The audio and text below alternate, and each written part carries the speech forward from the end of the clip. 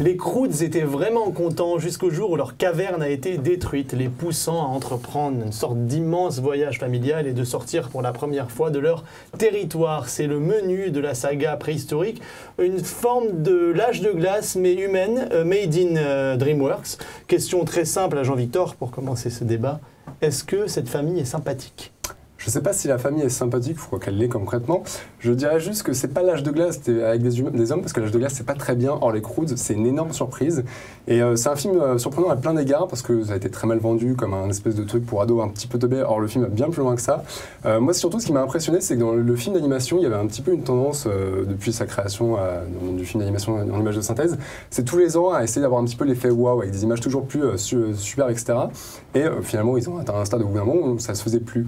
Or là, le film est tellement, en termes de mise en scène, dynamique, fluide et fou, que dès la scène d'intro, on se prend une claque monstrueuse. C'est un film d'action énorme qui est vraiment hyper spectaculaire et hyper jouissif. Et à la fois, c'est aussi une excellente comédie. Donc c'est un film qui gagne sur tous les plans, quoi. En fait, il gagne sur le plan parce que l'idée de la comédie, c'est que c'est Tex Avery, en fait. C'est-à-dire que c'est n'importe quoi. Ça, ils courent dans tous les sens, ils se prennent des murs. Là, il n'y a pas de danger, en fait, dans le film. D'ailleurs, il n'y a pas de méchant dans le film. Ce qui est assez génial, c'est qu'il n'y a pas de méchant. Il n'y a pas de danger, si. Au contraire, le danger est permanent. Oui, mais jamais ils sont. Ça va. Enfin voilà, ils courent, ils se prennent des murs, ça avance. Ils se tapent, c'est vraiment Tex Avery. C'est Tex Avery, et donc il y a un côté hyper jouissif dans le film. Jean-Victor a raison, le film a un côté très film d'action. C'est-à-dire que ça va très très vite, ça court dans tous les sens, et en même temps, les graphismes sont un peu bizarres, un peu. C'est pas des graphismes ronds, on n'est pas chez Pixar. C'est plus cartoon. C'est plus cartoon, exactement. Et le film est un énorme kiff. Et tu parles de Pixar, est-ce que Pixar a des soucis à se faire avec, Pixar a carrément du souci à se faire. Déjà, avec DreamWorks, ça avait déjà tapé fort avec Dragon. Il y a quoi ? Il y a quelque chose Dragon qui est le réalisateur. Chris Sanders, c'est le co-réalisateur de Dragon. C'est le co-réalisateur, et donc on savait déjà que ce mec-là savait faire des super films avec des super histoires et des super graphismes. Et là, il tape très fort avec les Croods parce que, oui, alors c'est un super divertissement, il y a de l'action, il y a de l'humour. Franchement, il y a de l'humour, mais moi j'ai rarement autant que je pleurais, tellement je riais. Et quand elle pleure comme ça. Hein, moi je pleure en manga, donc c'est extraordinaire.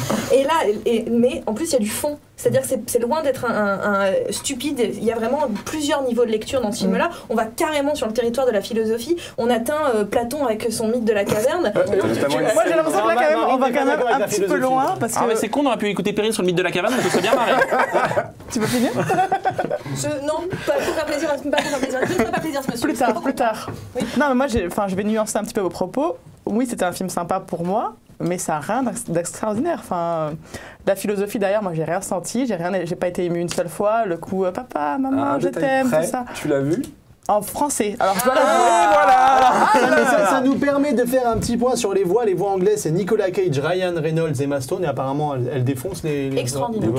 Et en français, c'est Kev Adams et Bérangère Krief. Alors, voilà.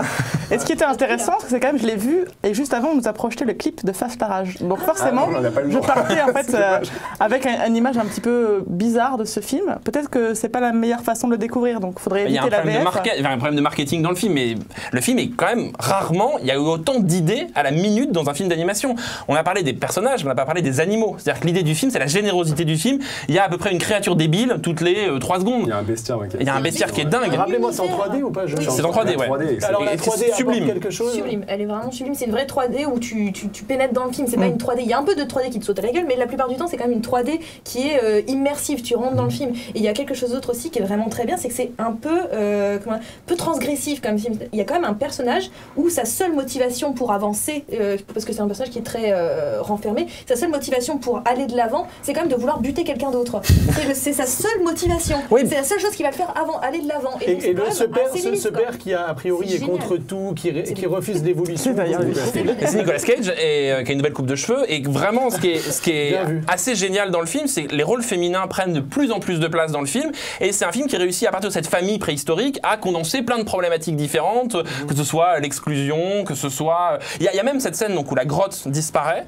On a presque l'impression de voir le 11 septembre. Il y a une espèce de truc qui s'effondre et on voit la fumée qui envahit comme ça l'écran. À ce point référencé, je sais pas, mais on ressent l'idée que ces personnages voient leur monde se détruire. Et ça, c'est vraiment sublime. C'est pour ça que je suis étonné que tu dises qu'il n'y a pas d'émotion, parce que moi, j'ai été. C'était un film qui était calibré pour les enfants. Pour moi, c'est un film fun, mais ça plaira à des enfants parce que c'est rigolo. Il y a des gens qui se prennent des murs. Il y a un chat hibou. À partir de là, on a tout. À partir de là, tu peux gagner quoi. On peut tout gagner. Il y a un chat hibou. Il y a des petits marsupilamis en écharpe. Non, attends, c'est extraordinaire. Non, mais le film, c'est un torrent d'inventivité, un torrent d'humour. Il y a quand même un paresseux, pardon, parce que j'arrête de taper cette table. Elle va casser le décor. Il y a un petit paresseux. Alors tu le fais hyper bien, fais-le. Oui, un petit paresseux qui s'appelle Belt, ou je sais pas comment il s'appelle en français. Il s'appelle Ceinture. Ceinture, ouais, c'est ça. Belt, ceinture. Je sais pas s'ils l'ont traduit en ceinture en français. Donc il fait tout, il fait ceinture, il fait GPS, il fait cuisinier, il est extraordinaire. Et il a aussi une façon de ponctuer toutes les scènes en te faisant un petit ça a pas l'air drôle dans la bande-annonce et dans le film. Ça a pas l'air drôle quand Perrine le fait, mais en fait c'est drôle. Hein. Ouais, non, c'est alors je propose que Perrine fasse le palmarès. Alors je dis palmarès et tu fais ton petit bruit. Palmarès.